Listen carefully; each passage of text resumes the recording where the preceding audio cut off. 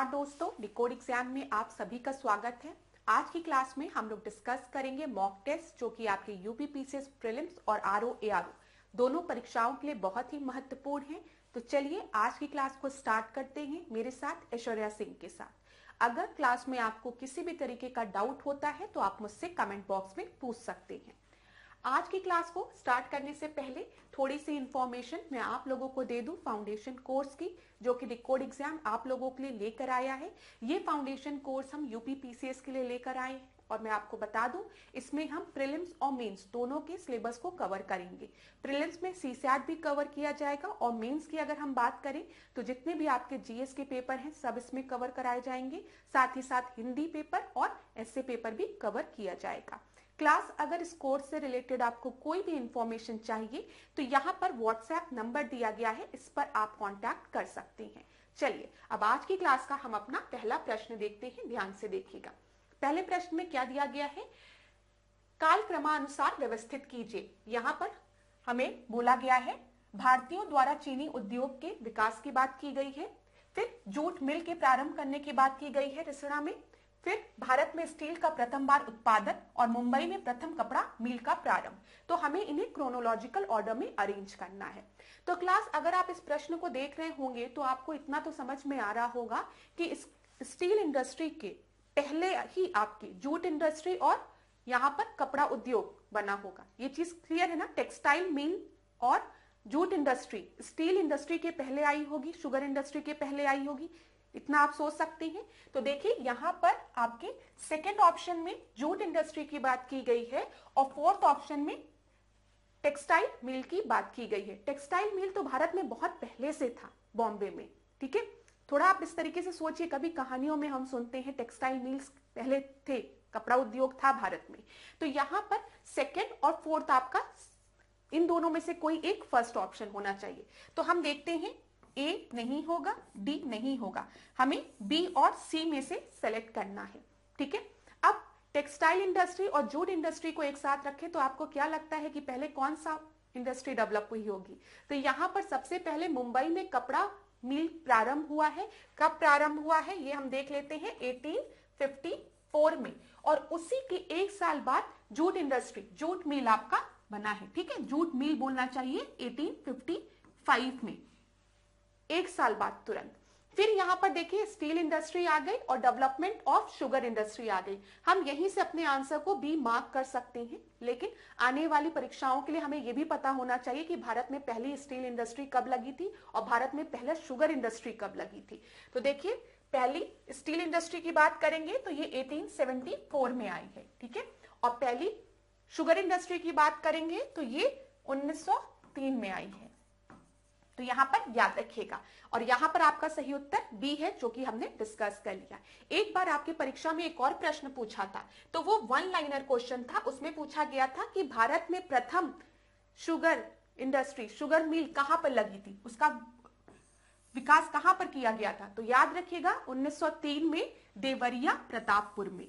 ये बहुत ही इंपॉर्टेंट है, आपके परीक्षा में पूछा गया प्रश्न है ये, और इस बार इन्होंने क्रोनोलॉजिकल ऑर्डर में इस प्रश्न को पूछ लिया था। तो जितने भी पॉइंट्स मैंने आपको बताए हैं सब आप याद रखिएगा। चलिए अगला प्रश्न हम देखते हैं। यहां पर देखिए consider the following battles and arrange these in chronological order. तो बैटल्स दिए गए हैं कन्नौज, चंदेरी, तालीकोटा और चौसा। तो बताइए अगर हम यहां पर देखें, जो चंदेरी है वो किसके समय में हुआ है? बाबर के समय में हुआ है ना। और कन्नौज की अगर हम बात करेंगे और चौसा की बात करेंगे तो ये हुमायूं के समय शेरशाह सूरी के साथ, ठीक है। और तालीकोटा की बात करेंगे तो ये विजयनगर एम्पायर और डेक्कन के जो सुल्तान थे उनके बीच में हुआ था।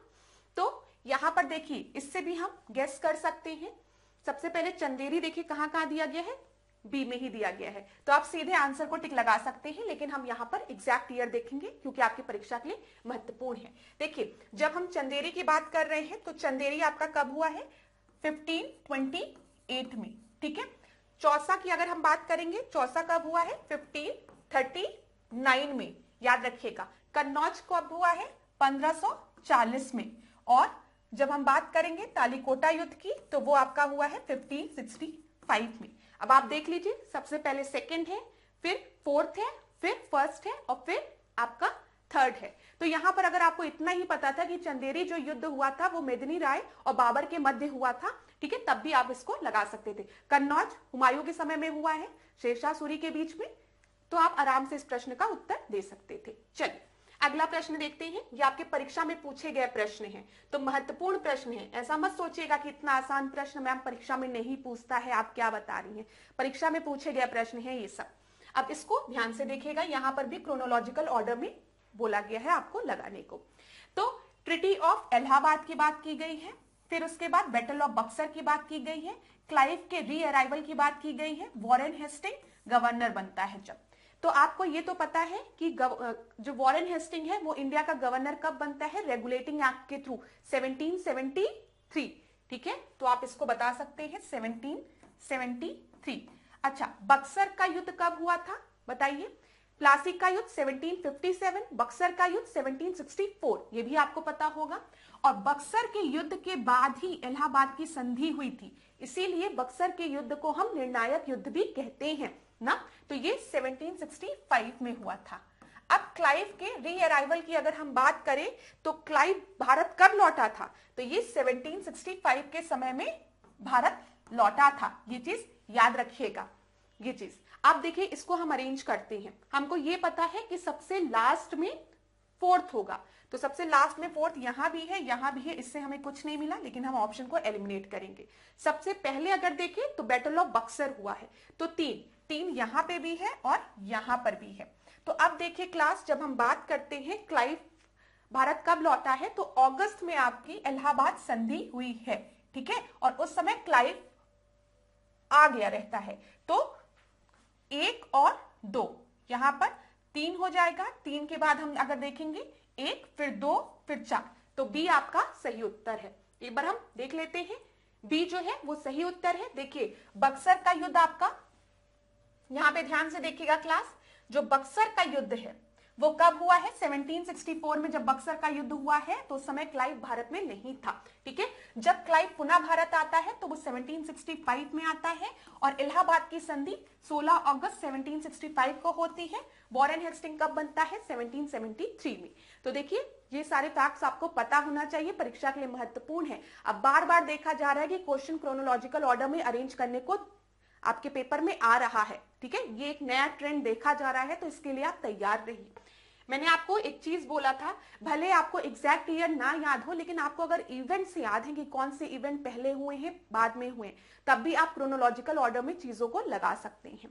यहां पर हमें सुमेलित करना है, इसको भी हम ध्यान से देखते हैं। अभी हमने ट्रिटी ऑफ इलाहाबाद की बात की है। ट्रिटी ऑफ इलाहाबाद कब हुआ था, 1765 में हुआ था, बक्सर के युद्ध के बाद। तो ए का फोर्थ हो जाएगा। ए का फोर्थ हम देख लेते हैं क्लास, कहां दिया है, ये तो एक ही ऑप्शन में दिया है, सीधे आंसर मिल जाएगा। ऐसा अगर एग्जामिनेशन हॉल में होता है तो स्टूडेंट्स को बहुत अच्छा लगता है, सुमेलित करने को दे, एक ऑप्शन आपको पता है और उसी ऑप्शन से सीधे आंसर मिल जाए तो लगता है वाह हमने बहुत अच्छे कर्म किए हैं, पेपर अच्छा जा रहा है।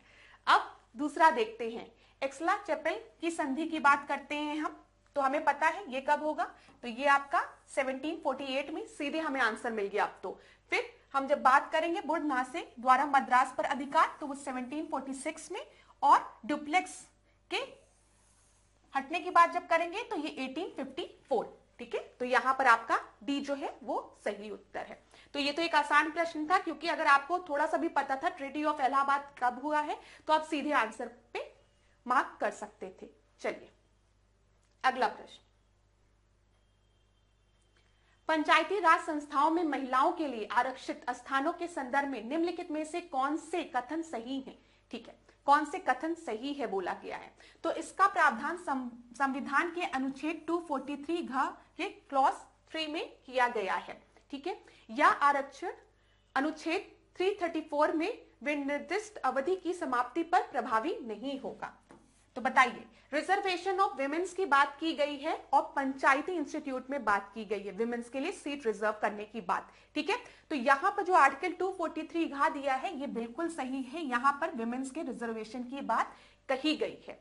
और दूसरा चीज आपको दे दिया गया है, जब आर्टिकल 334 में जो बातें कही गई है उसकी अवधि खत्म हो जाएगी, तो ये रिजर्वेशंस भी जो विमेन्स को पंचायत में दिया गया है वो भी खत्म हो जाएगा। तो मैं आपको बता दूं, जब हम आर्टिकल 332, 331, 4 ये सब पढ़ते हैं तो यहाँ पर रिजर्वेशन बोला गया है SC ST के लिए, विमेन्स के लिए, लेकिन किस में बोला गया है? लोकसभा में, लेजिस्लेटिव असेंबलीज में, वहां पे बोला गया है। ठीक है, ये चीज याद रखिएगा। पंचायत की बात नहीं की गई है। पंचायत के रिजर्वेशन की बात हम आर्टिकल 243 में करते हैं, ये चीज याद रखिएगा। तो ये आपका गलत हो गया। तो अगर ये क्लॉज आपका हटा भी दिया जाएगा तब भी उस पर कोई प्रभाव नहीं पड़ेगा। जैसे अभी हमने देखा था कि रिसेंटली आपका जो एंग्लो इंडियंस के लिए जो रिजर्वेशन था उसको समाप्त कर दिया गया था। ठीक है, तो वो रिजर्वेशन समाप्त कर दिया गया, लेकिन उस पे पंचायत के उस पे वैसे पहले भी नहीं था, कोई इफेक्ट नहीं पड़ा। तो ये चीज याद रखिएगा, अगर वहां का रिजर्वेशन समाप्त भी कर दिया जाए तो पंचायत इंस्टीट्यूट में जो रिजर्वेशन दिया गया है उस पर कोई भी प्रभाव नहीं पड़ेगा। स्टेट लिस्ट का मैटर है, कोई प्रभाव भी नहीं पड़ेगा। तो यहां पर कौन सा सही है? तो केवल एक, जो ए है वो आपका सही है, दूसरा गलत है। यहां पर हम देख लेते हैं, ए आपका सही है। देखिए, अनुच्छेद 334 की जब हम बात आपसे कर रहे हैं, एक मिनट क्लास, अभी हाँ, अनुच्छेद 334 की जब हम आपसे बात कर रहे हैं तो यहां पर लोकसभा और राज्यों की विधानसभा में, ठीक है, एंग्लो इंडियंस और SC ST के रिजर्वेशन की बात की गई है। तो यहां पर विमेन्स के रिजर्वेशन से रिलेटेड कोई बात भी नहीं है और विमेन के रिजर्वेशन पंचायत में है तो वहां पर आपका वो सीटें रिजर्व रहेगी, इससे कोई भी प्रभाव नहीं पड़ेगा। वही चीज यहां पर भी लिखी गई है। चलिए अगला प्रश्न हम देखते हैं। सूची 1 को सूची 2 के साथ हमें सुमेलित करना है। तो यहां पर शिफ्टिंग कल्टीवेशन की बात की गई है, जिसको कि हम जूमिंग कल्टीवेशन भी कहते हैं। जूमिंग कल्टीवेशन आपको पता है क्या होता है? जैसे कोई फॉरेस्ट है, ठीक है, ये फॉरेस्ट है, इस फॉरेस्ट में एक पैच हमने लिया और यहाँ के पेड़ों को काट दिया और इसको एक एग्रीकल्चर लैंड में कन्वर्ट कर दिया।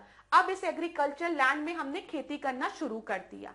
अब जब ये एग्रीकल्चर लैंड के सॉइल की फर्टिलिटी खत्म हो जाएगी तो हम आगे मूव ऑन करेंगे और पेड़ों को काटेंगे और फिर वहां पे एक पैच क्रिएट करेंगे और खेती करेंगे। तो ये शिफ्टिंग कल्टीवेशन है, इसी को हम जूमिंग कल्टीवेशन कहते हैं।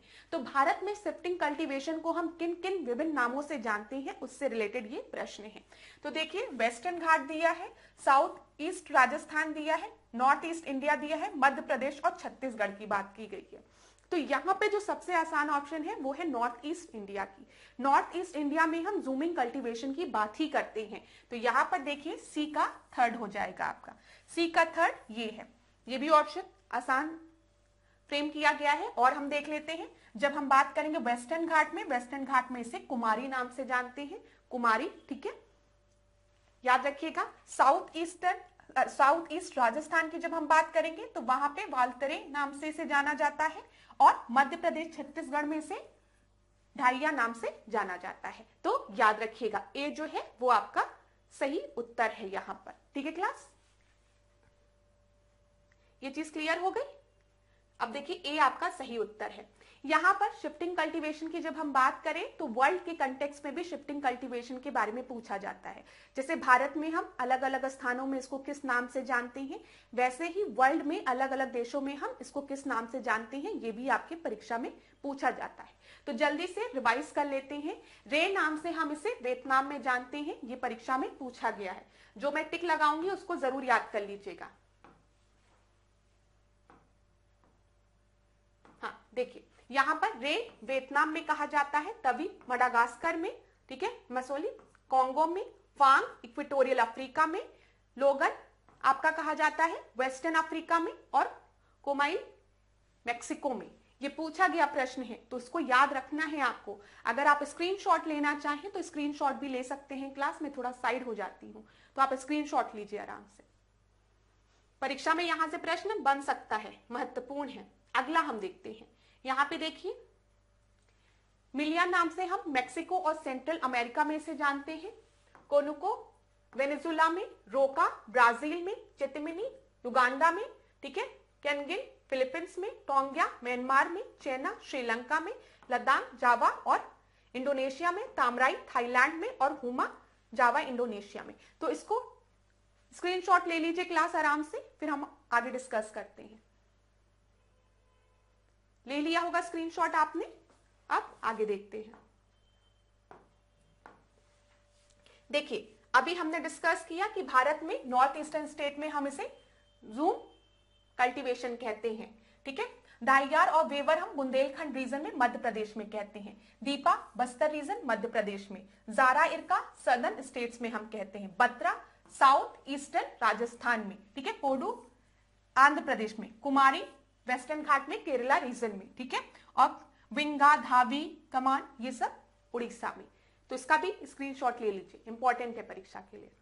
फिर हम लोग अगले प्रश्न को देखते हैं। अगले प्रश्न को देखते हैं क्लास। यहां पर क्या बोला गया है, छत्रपति शिवाजी से संबंधित निम्नलिखित घटनाओं को कालक्रमानुसार व्यवस्थित कीजिए और नीचे दिए गए कूट से सही उत्तर का चयन करिए।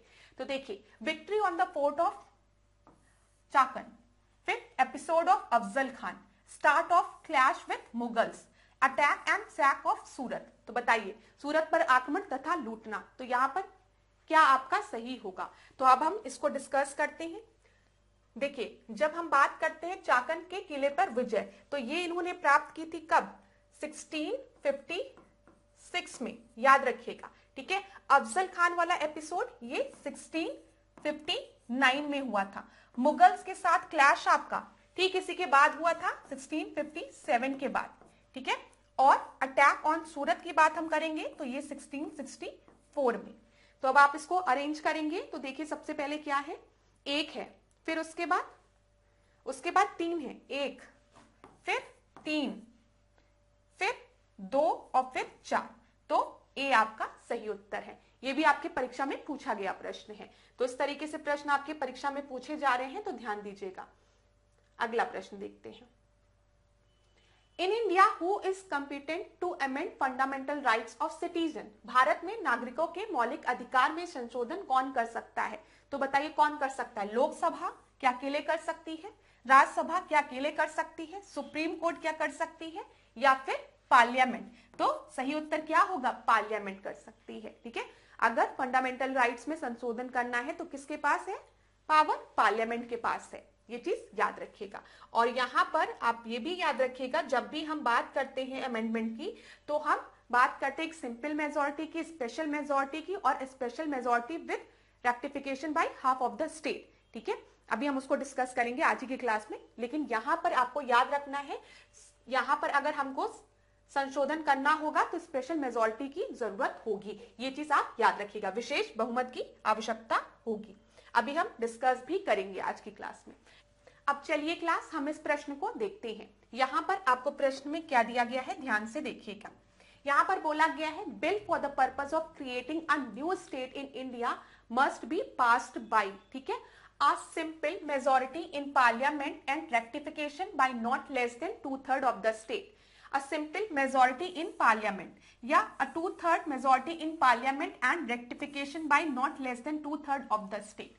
तो यहाँ पे नए स्टेट के गठन की बात की जा रही है क्लास। तो याद रखिएगा, नए स्टेट का जब हम गठन करेंगे, उसकी बाउंड्री में चेंज करेंगे, उसके नाम में चेंज करेंगे, तो ये सब आपके आर्टिकल 368 अमेंडमेंट के अंदर नहीं आता है। ये सिंपल मेजोरिटी द्वारा ये सब काम किया जा सकता है। तो बी जो है वो आपका सही उत्तर होगा यहाँ पर, ठीक है। क्या सही उत्तर है, एक बार हम देख लेते हैं। बी जो है वो सही उत्तर है। यहाँ पर अनुच्छेद 4 और 3 के थ्रू हम चेंज करेंगे। अब देखिए, यहां पर मैं आपसे डिस्कस कर लेती हूं जो चीज मैं आपको बता रही थी, कि अभी मैं आपको बताऊंगी कि किस तरीके से अमेंडमेंट होता है। तो सबसे पहले जो अमेंडमेंट होता है वो सिंपल मेजोरिटी वाला होता है, जिसको कि हम साधारण बहुमत कहते हैं। तो साधारण बहुमत क्या है, ध्यान से सुनिएगा। साधारण बहुमत जो है, सबसे पहले आप याद रखेंगे, सिंपल मेजोरिटी आर्टिकल 368 के अंदर नहीं आती है। कभी भी कंफ्यूज मत होइएगा इस चीज में। देखिए, संविधान के कई प्रावधानों को अनुच्छेद 368 के दायरे से बाहर संसद के दोनों सदनों के साधारण बहुमत द्वारा संशोधित किया जा सकता है। तो ये आर्टिकल 368 के अंडर में नहीं आती है जब भी हम बात करेंगे सिंपल मेजोरिटी की। पहली चीज क्लियर। अब सिंपल मेजोरिटी की जरूरत कहां कहां पड़ती है उसको देखिए। जब नए राज्यों का हम गठन कर रहे हैं, ठीक है, या हम किन्हीं राज्यों के क्षेत्र में थोड़ा सा बाउंड्री में चेंज कर रहे हैं, या फिर उनके नाम में परिवर्तन कर रहे हैं, तो वहां पर हमको सिंपल मेजोरिटी की ही आवश्यकता होती है। जब हम बात करते हैं राज्यों में विधान परिषद की, लेजिस्लेटिव काउंसिल के फॉर्मेशन की, वो आर्टिकल 169 याद है ना आपको, मैंने आपको बताया था कि किन किन स्टेट में लेजिस्लेटिव काउंसिल्स आपकी हैं। तेलंगाना में है, ठीक है, आंध्र प्रदेश में है, फिर उसके बाद आपको याद रखना है कहां पर, कर्नाटक में है, फिर उत्तर प्रदेश में है, महाराष्ट्र में है और बिहार में है। यहाँ पे लेजिस्लेटिव काउंसिल है। 169 की हम बात करते हैं। लेजिस्लेटिव काउंसिल के फॉर्मेशन के लिए साधारण बहुमत की जरूरत होती है, मतलब 50% प्लस 1 हम कह दें, ठीक है। 50% से अगर एक भी ज्यादा है, एक भी मेंबर उसमें आ गए तो वो आपका साधारण बहुमत हो गई। यहां पर आधिकारिक भाषा में कोई परिवर्तन करना है, नागरिकता में कोई परिवर्तन करना है, संसद और राज्य विधानसभाओं के चुनाव में कोई परिवर्तन करना है, 5वीं अनुसूची में और 6वीं अनुसूची में कोई भी परिवर्तन करना है, तो ये सब आपके साधारण बहुमत द्वारा हो सकते हैं, सिंपल मेजोरिटी द्वारा हो सकते हैं। तो याद रखिएगा ये सब आपके आर्टिकल 368 के अंदर नहीं आते हैं। इतनी चीज क्लियर हो गई ना क्लास। 5वीं अनुसूची, 6वीं अनुसूची, संसद और विधानसभाओं के चुनाव में कोई परिवर्तन, नागरिकता में कोई परिवर्तन करना है, ठीक है, आधिकारिक भाषा में और नए राज्यों के गठन में, ठीक है, याद रखिएगा।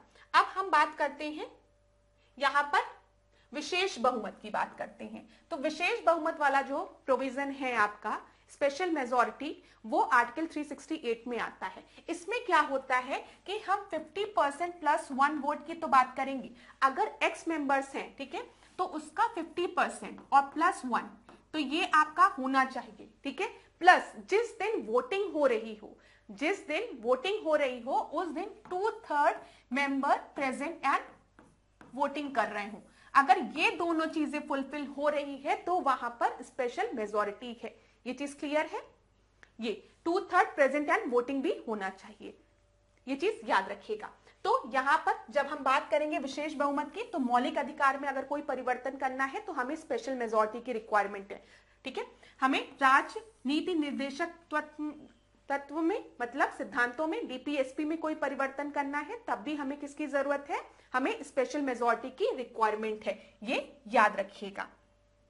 लेकिन एक चीज याद रखिएगा, संविधान में किसी भी तरीके का अमेंडमेंट हो रहा हो लेकिन उसके मौलिक ढांचे के साथ कोई भी छेड़खानी नहीं हो सकती है। केशवानंद भारती केस में क्या कहा गया था कि basic structure, doctrine of basic structure, कोई भी अमेंडमेंट हम कर सकते हैं लेकिन जो मूल ढांचा है उसमें कोई भी परिवर्तन नहीं होना चाहिए, ठीक है। अब आर्टिकल 368 में एक चीज और बोली गई है कि हम जो भी हम अमेंडमेंट करेंगे वो विशेष बहुमत के साथ तो करेंगे ही साथ आधे राज्यों द्वारा उसे पारित भी होना चाहिए, आधे राज्यों की सहमति से होना चाहिए, ठीक है। अगर कोई भी संघीय ढांचा में परिवर्तन किया जा रहा है, किसी भी संघीय ढांचा में परिवर्तन किया जा रहा है तो वहां पर विशेष बहुमत की आवश्यकता तो है ही है। मतलब स्पेशल मेजोरिटी वाला जो क्लॉज है 50% plus 1 plus 2/3 present and voting, साथ ही साथ हाफ ऑफ द स्टेट जो है वो उसे सिंपल मेजोरिटी से पास करेंगे, ये भी चीज होनी चाहिए। तो यहां पर ध्यान दीजिए, एक बार इसको हम पढ़ते हैं। संविधान के वे प्रावधान जो राज्य व्यवस्था के संघीय ढांचा से संबंधित है, फेडरल स्ट्रक्चर से रिलेटेड है, केवल संसद के विशेष बहुमत से तथा राज्य विधान सभाओं के आधे सदस्यों की सहमति से साधारण बहुमत से ही संशोधित किए जा सकते हैं। यहां पर जो पॉइंट आपको एग्जाम के लिए याद रखना है वो ये है, जब भी संघीय ढांचा में कोई भी परिवर्तन किया जाएगा तो जब हम संसद की बात करेंगे, सेंटर की बात करेंगे, तो वहां पर तो विशेष बहुमत की आवश्यकता है। लेकिन जब हम हाफ ऑफ द स्टेट की बात करेंगे तो वहां पर स्टेट द्वारा साधारण बहुमत होना चाहिए, ठीक है। इधर विशेष और इधर साधारण, एग्जाम में यहीं पे कंफ्यूज कर सकता है आपको। अब इसमें जैसे हमें कोई संशोधन करना है राष्ट्रपति से रिलेटेड, सर्वोच्च न्यायालय, उच्च न्यायालय के चुनाव से रिलेटेड, संसद में राज्यों के प्रतिनिधित्व से रिलेटेड, संघ और राज्य के बीच में जो विधायी शक्तियों का वितरण है, जैसे जो हम बोलते हैं डिस्ट्रीब्यूशन ऑफ पावर, की स्टेट लिस्ट है, राज्य सूची है, संघ सूची है और संवर्धित सूची है, ठीक है।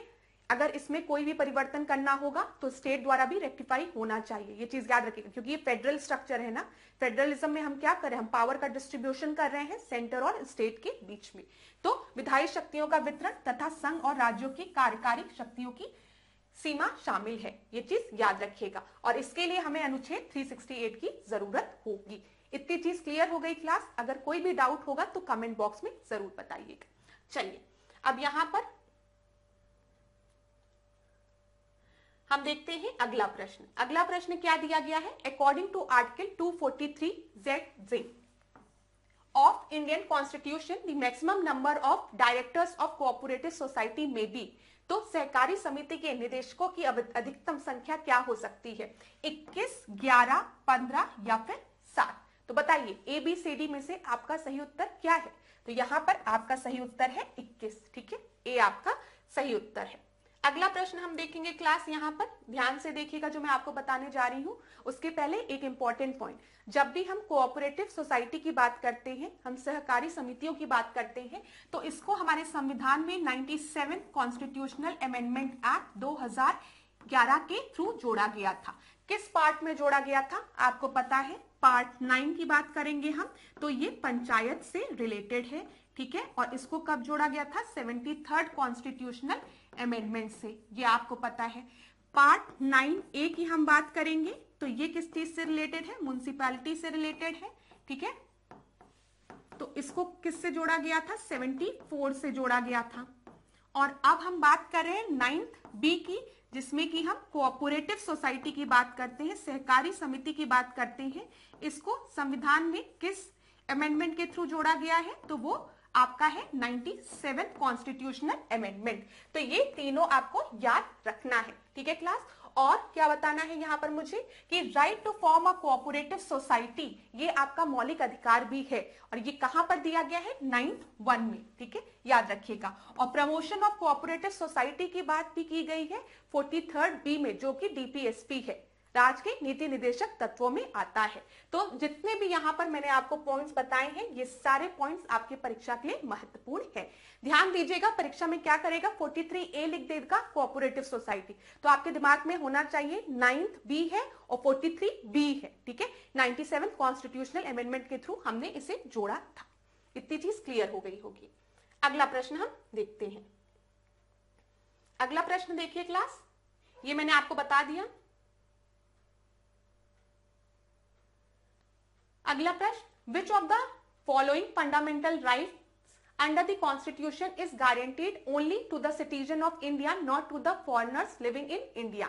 संविधान के अंतर्गत निम्नलिखित में से कौन सा मौलिक अधिकार केवल भारतीय नागरिकों को प्राप्त है, भारत में रहने वाले विदेशियों को नहीं प्राप्त है? तो देखिए, सबसे पहले यहां पर दिया गया है फ्री प्रैक्टिस ऑफ रिलीजन। ठीक है, तो आप देखते हैं फॉरेनर्स भी आते हैं, मथुरा में आ रहे हैं, ठीक है, वृंदावन जा रहे हैं, तो फ्री प्रैक्टिस ऑफ रिलीजन है फॉरेनर्स के पास ये अधिकार। Protection of life and personal liberty, हमारा भारत बहुत महान है, वो किसी की भी जिंदगी नहीं छीनेगा, पर्सनल लिबर्टी और लाइफ, ठीक है, जीने का अधिकार, जीवन, व्यक्तिगत स्वतंत्रता देगा, तो ये भी होता है, दिया जाता है। ठीक है, इक्वालिटी बिफोर लॉ, विधि के समक्ष समानता की भी बात है। ठीक है, ऐसा नहीं है कि उनके लिए लॉ को हम बहुत ज्यादा रिजेक्ट कर देंगे, कहीं कहीं जगह कुछ चीजें हैं, लेकिन freedom of speech and expression नहीं है। अब कोई फॉरेनर आए यहाँ पर माइक लेके खड़ा हो जाए और कहे कि हम बोलेंगे, तो ऐसा नहीं हो पाएगा। ठीक है, तो यहाँ पर बी आपका सही उत्तर होगा। तो ये चीज क्लियर हो गई क्लास। थोड़ा सा आप अगर इसको प्रैक्टिकल उसमें देखेंगे तब भी आप समझ जाएंगे। यहाँ पर देखिए, विचार तथा अभिव्यक्ति की स्वतंत्रता का अधिकार भारत में रहने वाले विदेशियों को नहीं है। अब कोई हेट स्पीच आकर भारत में देने लगे तो फिर दिक्कत हो जाएगी ना। अगला देखते हैं, in which of the following state the office of Lokayukta was first established? तो लोकायुक्त का कार्यालय सर्वप्रथम कहां पर स्थापित किया गया था? बताइए, महाराष्ट्र में, उत्तर प्रदेश में, बिहार में या फिर उड़ीसा में? तो यहाँ पर आपका सही उत्तर क्या है? महाराष्ट्र। ठीक है, ए जो है वो आपका सही उत्तर है। अगला प्रश्न हम देखेंगे, यहां पर याद रखिएगा 1966 ईयर याद रख लीजिएगा क्लास, परीक्षा में क्रोनोलॉजिकल ऑर्डर में पूछ लिया जाता तो हो सकता है पूछ ले। तो 1966 याद रखिएगा, मोरारजी देसाई की अध्यक्षता वाले प्रशासनिक सुधार आयोग की सिफारिश के मद्देनजर महाराष्ट्र लोकायुक्त और उप लोकायुक्त अधिनियम 1971 को लागू करके लोकायुक्त की अवधारणा प्रस्तुत करने वाला महाराष्ट्र राज्य भारत का पहला और अग्रणी राज्य बना। अगला प्रश्न क्या है? लोकसभा के पहले उपाध्यक्ष कौन थे? ध्यान से देखिएगा, स्पीकर मत देख लीजिएगा नहीं तो गलत हो जाएगा। ठीक है, यहां पर बोला गया है पहले डिप्टी स्पीकर, यहां पर जीवी दिया गया है, यहां पर एसपी दिया गया, तो जीवी मवलांकर के बारे में आप लोग को पता होगा, लेकिन यहां पर फर्स्ट डिप्टी स्पीकर पूछा गया है, इस वजह से इसका सही आंसर क्या हो जाएगा बताइए? इसका सही आंसर हो जाएगा आपका अनंत शयन आयंकर। ठीक है, सी जो है वो आपका सही उत्तर हो जाएगा। चलिए अगला प्रश्न, joint sitting of Lok Sabha and Rajya Sabha under article 108 is summon by, तो किसके द्वारा आहूत किया जाता है ज्वाइंट सिटिंग को, बताइए। 108 में जब भी कोई डेडलॉक होगा तो राज्यसभा और लोकसभा की ज्वाइंट सिटिंग बुलाया जाएगा। कौन बुलाएगा ज्वाइंट सिटिंग? ज्वाइंट सिटिंग बुलाएगा प्रेसिडेंट। ठीक है, 108 में बोला गया है। तो यहां पर आपका सही उत्तर जो है ए है। लेकिन ज्वाइंट सिटिंग को प्रिसाइड कौन करेगा? 118 में बोला गया है स्पीकर प्रिसाइड करेगा, ये चीज आप याद रखिएगा।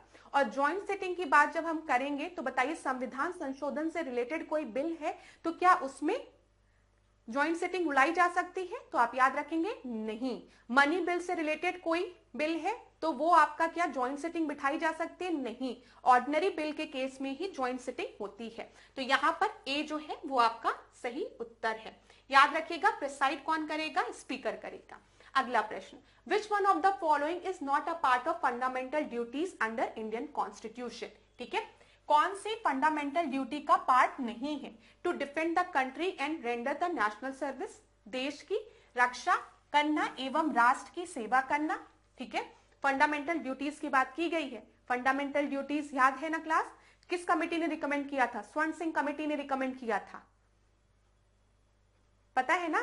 चलिए अगला हम देखते हैं, to value and preserve the rich heritage of composite culture, हमारी सामाजिक संस्कृति की गौरवशाली परंपरा का महत्व समझना और उसका परीक्षण करना। फिर ग्राम पंचायत के गठन में सहायता और सार्वजनिक संपत्ति को सुरक्षित रखना एवं हिंसा से दूर रहना। तो देखिए क्लास, जब हम विलेज पंचायत को ऑर्गेनाइज करने की बात कहते हैं तो ये आर्टिकल 40 में दिया है। किसमें दिया है? आर्टिकल 40 में दिया है। ठीक है, ये याद रखिएगा। और आर्टिकल 40 जो है वो राज्य के नीति निर्देशक तत्वों का हिस्सा है, डीपीएसपी का हिस्सा है। ठीक है, तो यहां पर आपका कौन सा फंडामेंटल ड्यूटी का पार्ट नहीं है? तो सी आपका फंडामेंटल ड्यूटी का पार्ट नहीं है, याद रखिएगा। अगला प्रश्न हम देखते हैं। अच्छा, फंडामेंटल ड्यूटीज की बात करेंगे क्लास, तो कुछ महत्वपूर्ण पॉइंट जो आपको याद होने चाहिए। अगर कभी भी कहीं पर दिया रहे कि हमारे संविधान में फंडामेंटल ड्यूटीज जो थी वो पहले से जुड़ी हुई थी, तो आपको याद रखना नहीं, फंडामेंटल ड्यूटीज पहले से हमारे जो ओरिजिनल संविधान में नहीं दी गई थी। स्वर्ण सिंह कमेटी के रिकमेंडेशन पे 42nd कॉन्स्टिट्यूशनल अमेंडमेंट एक्ट के थ्रू फंडामेंटल ड्यूटीज को हमारे संविधान में जोड़ा गया था। और जिस समय हमारे संविधान में स्वर्ण सिंह कमेटी के रिकमेंडेशन में 42nd कॉन्स्टिट्यूशनल अमेंडमेंट से जब हमने फंडामेंटल ड्यूटीज को जोड़ा था, उस समय फंडामेंटल ड्यूटीज 10 थी। बाद में 86 कॉन्स्टिट्यूशनल अमेंडमेंट से एक और फंडामेंटल ड्यूटी को जोड़ा गया और आज हमारे संविधान में टोटल कितने हमारे मौलिक कर्तव्य हैं? 11 मौलिक कर्तव्य हैं। याद रखिएगा ये सारे पॉइंट्स। और किस आर्टिकल में मौलिक कर्तव्यों की बात की गई है? तो 51A में की गई है, ये भी याद रखिएगा। चलिए आगे हम देखते हैं अगला प्रश्न। अगला प्रश्न देखिए क्लास, अविश्वास प्रस्ताव के संदर्भ में निम्नलिखित कथनों में से कौन सा सत्य है बोला गया है? इसके विषय में संविधान में स्पष्ट प्रावधान है। ठीक है, there is a clear provision in the constitution regarding this. No confidence motion की बात की गई है। दूसरा दिया गया है, या केवल लोकसभा की कार्यवाही के साथ जुड़ा हुआ है। It deals only with the proceeding of Lok Sabha. तो देखिए, अविश्वास प्रस्ताव की जब हम बात करते हैं तो सबसे पहले एक चीज क्लियर करके रखिए, हमारे संविधान में कहीं पर भी इसको स्पष्ट नहीं दिया गया है इसके बारे में। ठीक है, लेकिन अविश्वास प्रस्ताव जो है वो खाली लोकसभा में आता है, ये भी आपका सही है। क्यों? क्योंकि जो राज्यसभा है, जो हमारा अपर हाउस है, वो एक परमानेंट हाउस है, वो कभी डिसॉल्व नहीं कर सकता है। लोकसभा जो है वो आपके डिसॉल्व करती है। और हाँ, लोकसभा में पावर के लिए कॉन्फिडेंस होना चाहिए। अगर कॉन्फिडेंस नहीं है, नो कॉन्फिडेंस मोशन पास हो गया, तो पूरे मंत्री परिषद को इस्तीफा देना पड़ता है। तो यहां पर आपका बोला गया है कौन सा कथन सत्य है? तो केवल 2 सही है। ठीक है, पहला जो है वो आपका गलत है। ठीक है, there is no clear provision. ठीक है, तो केवल 2 सही है। बी जो है वो आपका सही उत्तर है। यहां पे हम देख लेते हैं। चलिए अगला प्रश्न, निम्नलिखित में से किस संसदीय समिति का गठन केवल लोकसभा के सदस्यों द्वारा किया जाता है। तो बताइए किस पार्लियामेंट्री कमेटी में खाली आपके लोकसभा के मेंबर होते हैं? ये कमेटी जो है वो लार्जेस्ट कमेटी भी है, क्योंकि इसमें कितने मेंबर्स होते हैं? इसमें 30 मेंबर होते हैं, और ये 30 मेंबर्स कहां से आते हैं? लोकसभा से आते हैं। तो यहाँ पर प्राक्कलन समिति, लोक लेखा समिति, लोक उपक्रम समिति या विभागीय समिति, डिपार्टमेंटल कमेटी। तो आपका सही उत्तर क्या है? Estimate committee. एस्टीमेट कमेटी में कितने मेंबर्स हैं? 30 मेंबर हैं, याद रखिएगा। और यहाँ पे सारे मेंबर्स खाली लोकसभा के होते हैं। ए जो है वो सही उत्तर है। अब हम कमिटीज को एक बार थोड़ा डिस्कस भी कर लेंगे। यहाँ पर ध्यान से देखिएगा क्लास, जो पॉइंट्स मैं आपको बताने जा रही हूँ। सबसे पहले पब्लिक अकाउंट कमेटी की बात की गई है। पब्लिक अकाउंट कमेटी की बात करेंगे तो इसमें 22 मेंबर होते हैं, 15 मेंबर लोकसभा, 7 मेंबर राज्यसभा। ठीक है, ये आपको पता है। टोटल 22, 15 प्लस 7 ईयर, 1 साल के लिए। एस्टीमेट कमेटी 30 मेंबर, कहां से? लोकसभा से।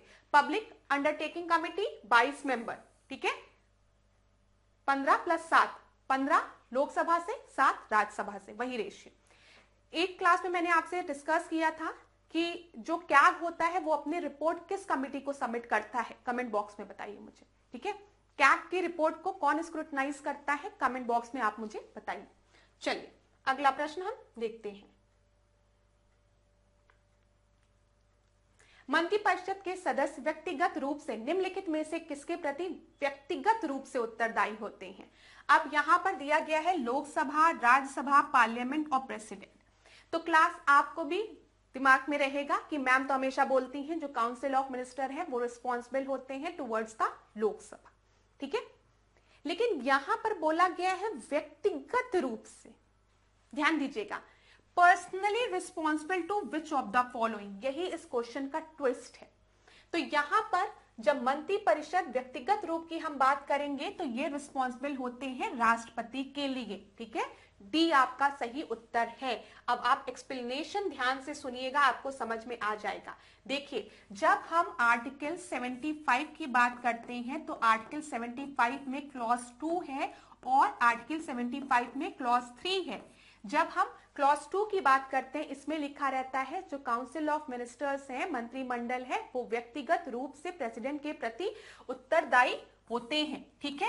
और अगर हम क्लॉज 3 में देखेंगे तो केंद्रीय मंत्रिमंडल सामूहिक रूप से कलेक्टिवली रिस्पॉन्सिबल होते हैं टुवर्ड्स द लोकसभा, ठीक है, ये याद रखिएगा।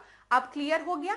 स्टूडेंट किसमें कंफ्यूज होते हैं? सबसे पहले वो पार्लियामेंट टिक लगा के आ जाते हैं, तो पार्लियामेंट के प्रति तो ये उत्तरदायी होते ही नहीं है। जब हम बोलेंगे लोकसभा, तो लोकसभा के लिए ये सामूहिक रूप से उत्तरदायी होते हैं, कलेक्टिवली रिस्पॉन्सिबल होते हैं। और अगर हम बोलेंगे प्रेसिडेंट, तो यहां पर ये व्यक्तिगत रूप से रिस्पॉन्सिबल होते हैं प्रेसिडेंट के प्रति। इतनी चीजें क्लियर हो गई। चलिए अगला प्रश्न हम देखते हैं। संसदीय विशेषाधिकार का प्रावधान भारतीय संविधान के निम्नलिखित में से किस अनुच्छेद में किया गया है? तो यहां पर पार्लियामेंट्री प्रिविलेजेस की बात की गई है। तो डायरेक्ट प्रश्न है, कहां किया गया है? 105 में, 106 में, 107 में या फिर 108 में? तो पार्लियामेंट्री प्रिविलेजेस में की बात 105 में किया गया है। तो 105 आपका यहां पर सही उत्तर है। ए सही उत्तर है, ठीक है। अगला प्रश्न देखते हैं। निम्नलिखित में से कौन सा सुमेलित नहीं है? भाग से रिलेटेड, पार्ट से रिलेटेड प्रश्न आपके परीक्षा में अक्सर पूछ लिया जाता है, तो ध्यान से देखिएगा। यहाँ पर पार्ट 5 दिया है, पार्ट 8 दिया है, 14 का ए दिया है, पार्ट 18 दिया है। तो पार्ट 5 में हम यूनियन की बात करते हैं, संघ की बात करते हैं, एकदम सही है, ठीक है। पार्ट 8 में अगर हम देखेंगे तो हम यूनियन टेरिटरीज की बात करते हैं, एकदम सही है। पार्ट 14A में अगर हम देखेंगे तो हम ट्रिब्यूनल्स की बात करते हैं, एकदम सही है। लेकिन पार्ट 18 में हम ऑफिशियल लैंग्वेज की बात नहीं करते हैं, पार्ट 17 में हम ऑफिशियल लैंग्वेजेस की बात करते हैं। तो कौन सा गलत है? डी आपका गलत है, ठीक है, याद रखिएगा। अब क्लास ऑफिशियल लैंग्वेज की जब हम आपसे बात कर रहे हैं तो यहाँ पर देखिए डी आपका सही उत्तर है। उससे रिलेटेड कुछ इंपॉर्टेंट फैक्ट्स भी हमने आपसे पहले डिस्कस किया था। पहले इस प्रश्न को डिस्कस कर लेते हैं, फिर उसके बाद वो इंपॉर्टेंट फैक्ट्स मैं आपको एक बार और रिवाइज कराऊंगी। पहले इस प्रश्न को कर लेते हैं, नहीं तो इस प्रश्न का उत्तर आपको मिल जाएगा। देखिए यहाँ पर किया बोला गया है अनुच्छेद 343 के तहत संघ की राजभाषा संबंधी प्रावधान दिए गए हैं। आर्टिकल 343 में जो प्रोविजन है वो ऑफिशियल लैंग्वेज ऑफ यूनियन की बात की गई है, ठीक है। राजभाषा का उपबंध संविधान के भाग 17 में है। दोनों ही बिल्कुल आपके सही हैं, ठीक है। यहां पर दोनों ही स्टेटमेंट आपके बिल्कुल सही है, याद रखिएगा। तो ये दोनों सही है, तो यहां पर आप बी मार्क करिएगा वैसे, क्योंकि ठीक है पार्ट इसमें ये दिया गया है, ये भी हो सकता है ए भी हम मार्क कर सकते हैं।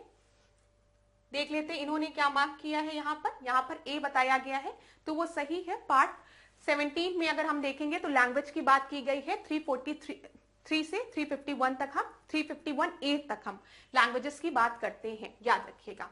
चलिए अब यहाँ पर क्लास जो इंपॉर्टेंट पॉइंट्स है उसको हम डिस्कस कर लेते हैं जल्दी से। हमें पता है 22 लैंग्वेजेस हैं, ठीक है। कौन सा शेड्यूल है तो आप बताते हैं 8 शेड्यूल है, ठीक है। 8 शेड्यूल में हम बात करते हैं। यहाँ पर कुछ अमेंडमेंट्स किए गए थे, इनिशियल उसमें पहले 14 थे, फिर अमेंडमेंट कर करके 22 कर दिए गए। तो कौन कौन से अमेंडमेंट आपके रिलेटेड है? 21, 71 मैंने आपको याद कराया था। यहाँ पर कितना हो जाएगा, दोनों को ऐड करेंगे 92 और फिर 96। ये कुछ अमेंडमेंट किए गए हैं, लैंग्वेजेस को ऐड किया गया है, ठीक है। जब हम 21st कॉन्स्टिट्यूशनल अमेंडमेंट की बात करेंगे तो इसमें सिंधी को जोड़ा गया था, ठीक है, याद रखिएगा, इसमें सिंधी को जोड़ा गया था।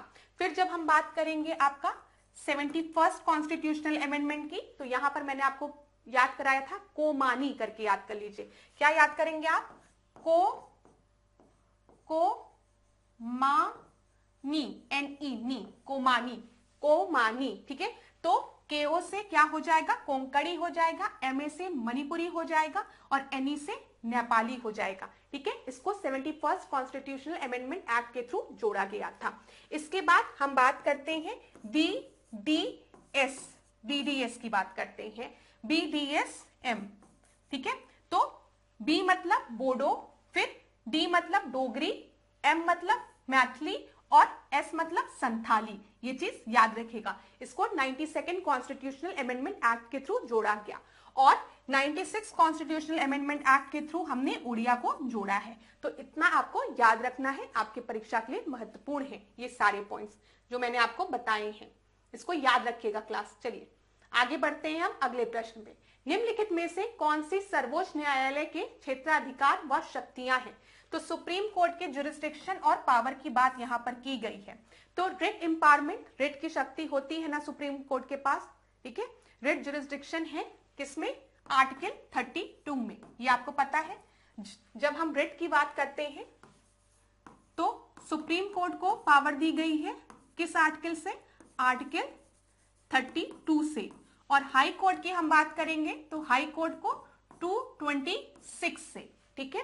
यहां पर लेकिन अगर आपसे बोला जाए किसका दायरा बड़ा है तो यहां पर हाई कोर्ट का दायरा बड़ा है। क्यों? क्योंकि जो हाई कोर्ट है वो फंडामेंटल राइट के साथ साथ अदर केसेस में भी रिट इशू कर सकता है, लेकिन सुप्रीम कोर्ट जो है वो रिट इशू खाली कर सकता है जब फंडामेंटल राइट का वॉल्यूशन हो रहा हो। ये चीज याद रखिएगा। तो ये बिल्कुल सही है। यहां पर दूसरा देखिए, परामर्श, सलाहकारी, अधिकारिकता। तो यहां पर आर्टिकल 143 की जब हम बात करते हैं तो यहां पर प्रेसिडेंट जो है वो एडवाइस ले सकता है सुप्रीम कोर्ट से, हमने डिस्कस किया है। राइट टू रिव्यू, ठीक है, ये भी सही है। तो यहां पर तीनों ही आपके सही है, सी आपका सही उत्तर होगा। ये सारी पावर है सुप्रीम कोर्ट के पास, ठीक है, सी आपका सही उत्तर है। चलिए अगला प्रश्न हम देखें। अगला प्रश्न क्या दिया गया है? एक मिनट क्लास, अगला प्रश्न क्या दिया गया है यहां पर देख लेते हैं। राज्यपाल द्वारा किसी अध्यादेश को राष्ट्रपति की अनुमति के लिए रखा जाना निम्नलिखित में से किस प्रकार की शक्ति के अंतर्गत आता है? आपको पता है कुछ बिल अगर राज्यपाल चाहे तो वो राष्ट्रपति के एसेट के लिए रिजर्व कर सकता है। तो वही बोला गया है, ये लेजिस्लेटिव पावर में है कि जुडिशियल में है, डिस्क्रिशनरी पावर में है या फिर एग्जीक्यूटिव पावर में है। तो देखिए ये विधायी शक्तियां नहीं है, न्यायिक शक्तियां नहीं है, ये आपके कार्यपालिका शक्तियां नहीं है, ये वैवकीय शक्ति है, डिस्क्रिशनरी पावर है। तो सी आपका सही उत्तर होगा यहां पर, ठीक है। अब क्लास हम इस प्रश्न को देखते हैं। उच्चतम न्यायालय में तटस्थ न्यायाधीशों के संदर्भ में निम्नलिखित कथनों पर हमें विचार करना है। इसका प्रावधान संविधान के अनुच्छेद 128 में दिया गया है। इस प्रकार की नियुक्ति कब की जाती है? जब उच्चतम न्यायालय के सत्र को आयोजित करने के लिए न्यायाधीशों की पर्याप्त गढ़पूर्ति नहीं होती है। और आखिरी आपको दिया गया है, तटस्थ न्यायाधीशों की नियुक्ति फ्रांस के संविधान से प्रेरित है। तो देखिए, एडहॉक जजेस की अगर हम बात करें तो एडहॉक जजेस सुप्रीम कोर्ट में कब अपॉइंट किए जाते हैं? जब ये दिया गया है, जब वहां पर कोरम पूरा नहीं होता है तब अपॉइंट किए जाते हैं। क्या आर्टिकल 128 के थ्रू? नहीं, आर्टिकल 127 के थ्रू इनको अपॉइंट किया जाता है। और एडहॉक जजेस का जो अपॉइंटमेंट है वो फ्रांस से इंस्पायर्ड है, ये आपका सही है। तो फर्स्ट आपका गलत है। फर्स्ट अगर हम देखेंगे तो यहां पर सीधे हमको बी उत्तर जो है वो सही मिल जाएगा। अब क्लास एक चीज और याद करिएगा, जब मैंने आपसे एडहॉक जजेस की बात की थी तो आपको यहां पर याद रखना है कि एडहॉक जजेस को सीजीआई अपॉइंट करता है, ठीक है, कंसल्ट करता है प्रेसिडेंट से, लेकिन सीजीआई अपॉइंट करता है चीफ जस्टिस, ठीक है। देखिए, ये चीज हमने डिस्कस कर ली है। तदन न्यायाधीशों की नियुक्ति जो है वो मुख्य न्यायाधीश द्वारा राष्ट्रपति की पूर्व सहमति से किया जाता है, ये चीज याद रखिएगा। अगला प्रश्न हम देखते हैं। अच्छा क्लास, अब आज के सेशन में ये इतना ही प्रश्न था। जो प्रश्न थे इंपॉर्टेंट वो मैंने आपसे डिस्कस किए। आशा करती हूँ आज की क्लास आपको अच्छी लगी होगी। जैसे जैसे परीक्षा पास आएगी हम नंबर ऑफ क्वेश्चंस को बढ़ाते जाएंगे और आंसर्स को एक्सप्लेन करने का जो टाइम है वो भी बढ़ाया जाएगा, ठीक है, थोड़ा सा, ताकि जल्दी जल्दी आपको सारे इंपॉर्टेंट पॉइंट्स हम रिवाइज करा सके। मैं जहां पर भी थोड़ी सी एम्बिग्युइटी होती है वहां पर मैं चीजों को क्लियर कर देती हूँ, लेकिन अगर बाई चांस आपको किसी भी प्रश्न में दिक्कत होती है तो आप मुझे कमेंट बॉक्स में जरूर बता दिया करिए, तो हम कमेंट बॉक्स में पढ़ के अगले क्लास में आपकी क्वेरी को सॉल्व करा देंगे। तो क्लास लास्ट में जाते जाते कहूंगी, एग्जाम अब बहुत पास आ गया है, समय कम बचा है। यूपी पीसीएस एग्जाम की बात मैं कर रही हूँ आपकी, तो समय कम बचा है, तो खूब अच्छे से पढ़िए। कोई भी दिक्कत हो, किसी भी टॉपिक में दिक्कत हो, मुझे कमेंट बॉक्स में जरूर बताइए। हम लोग आने वाली क्लास में कुछ और महत्वपूर्ण प्रश्नों को डिस्कस करेंगे, ठीक है, और जो इंपॉर्टेंट पॉइंट्स है उनको बार बार रिवाइज भी करेंगे। आने वाली क्लासेस में होगा, तो अभी 1 2 3 4 क्लासेस के बाद हम लोग क्या करेंगे, करंट के भी क्वेश्चंस को जल्दी जल्दी रिवाइज करते हुए चलेंगे लास्ट में, ताकि आपका रिवीजन खूब अच्छे से होता जाए, हर चीज आपकी तैयार हो जाए। तो क्लास आज के सेशन को यहीं पे एंड करूंगी। नेक्स्ट क्लास में आपसे मिलूंगी नए प्रश्नों के साथ। जाते जाते एक बात कहूंगी, अपने स्वास्थ्य का ध्यान दीजिएगा, ठीक है, और हिम्मत रखिए, खूब अच्छे से पढ़िए, परिश्रम करिए, सफलता आपको जरूर मिलेगी। ईश्वर का आशीर्वाद, आपके माता पिता का आशीर्वाद आपके साथ सदैव है। अपनी मेहनत को भी इसमें जोड़िए, सफलता आपको मिलेगी। धन्यवाद क्लास, खूब अच्छे से पढ़िए, आपका दिन खूब अच्छा जाए। Thank you.